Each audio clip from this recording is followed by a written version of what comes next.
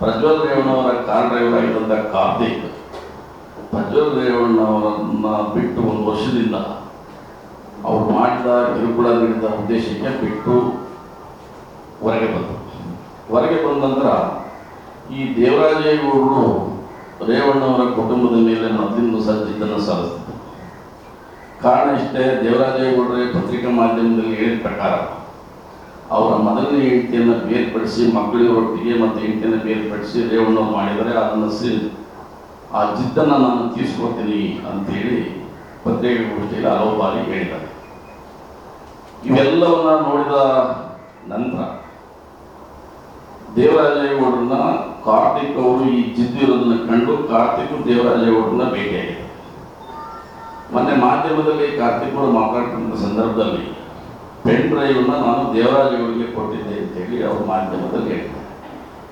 ಈ ಪೆನ್ ಡ್ರೈವ್ನ ಪಡೆದಂಥ ದೇವರಾಜೇಗೌಡರು ಹಲವಾರು ತಿಂಗಳಿಂದ ಅದನ್ನು ಎಲ್ಲೂ ಸಹ ಪ್ರಚಾರ ಮಾಡಿದರು. ಕಾರಣ ಇಷ್ಟೇ, ಪ್ರಜ್ವಲ್ ರೇವಣ್ಣವರು ಎಲ್ಲ ಮಾಧ್ಯಮಕ್ಕೆ ಸ್ಟೇ ತಗೊಂಡಿದ್ರು, ಇದು ಪ್ರಚಾರ ಪಡಿಸಬಹುದು ಅಶ್ಲೀಲ ಚಿತ್ರಗಳನ್ನ ಅಂತ ಹೇಳಿ ಉದ್ದೇಶದಿಂದ ಮಾಡಲಿಲ್ಲ. ಆದರೆ ಒಂದು ಪತ್ರಿಕಾಗೋಷ್ಠಿಯನ್ನು ದೇವರಾಜೇಗೌಡರು ಹಾಸನದಲ್ಲಿ ಮಾಡ್ತಾರೆ.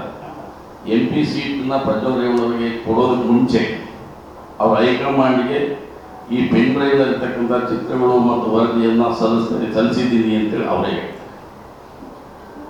ಈ ಪೆನ್ ಡ್ರೈವು ಕಾರ್ತಿಕ್ ಬಿಟ್ಟರೆ ದೇವರಾಜೇಗೌಡ ಬಿಟ್ಟರೆ ಕಾರ್ತಿಕ್, ಈ ಇಬ್ಬರು ಬಂದೇ ಬಿಟ್ಟರೆ ಯಾರ ಹತ್ರನೂ ಈ ಪೆನ್ ಡ್ರೈವ್ ಇರಲಿಲ್ಲ.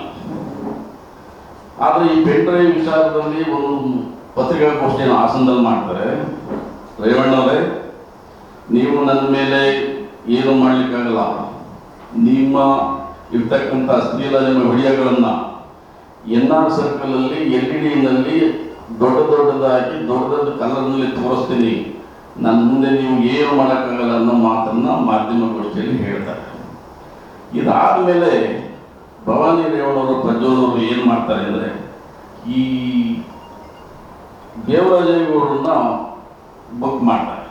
ಬುಕ್ ಮಾಡಿ ಸುಮಾರು 15 ಕೋಟಿಗೆ ಡೀಲ್ ಮಾಡಿ ಒಂದು ಕಂಡೀಷನ್ ಹಾಕ್ತಾರೆ, ಕಾರ್ತಿಕ್ ಅವರನ್ನ ಬಾಯಿ ಮುಚ್ಚಿಸ್ಬೇಕು ಅಂತೇಳಿ ದೇವರಾಜೇಗೌಡ ಕಂಡೀಷನ್ ಹಾಕ್ತಾರೆ. ಇದು ನಾನು ಹೇಳಿದ್ದಲ್ಲ, ಒಳನೇಶ್ವರ ಹಾಸನದಲ್ಲಿ ಜನರು ಮಾತಾಡ್ತಕ್ಕಂಥ ಮಾತು. ಆದರೆ ದೇವರಾಜೇಗೌಡರ ಕೈಲಿ ಕಾರ್ತಿಕನ್ನು ಬಾಯಿ ಮುಚ್ಚಿಸ್ಲಿಕ್ಕೆ ಆಗಲಿಲ್ಲ. ಆಗ ಈ ಕುಮಾರಸ್ವಾಮಿಯವರು ಇವರನ್ನು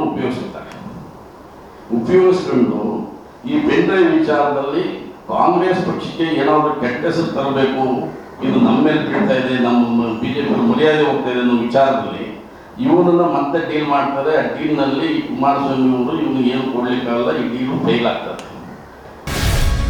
ಗ್ಯಾರಂಟಿ ನ್ಯೂಸ್, ಸುದ್ದಿ ಖಚಿತ, ನ್ಯಾಯ ನಿಶ್ಚಿತ.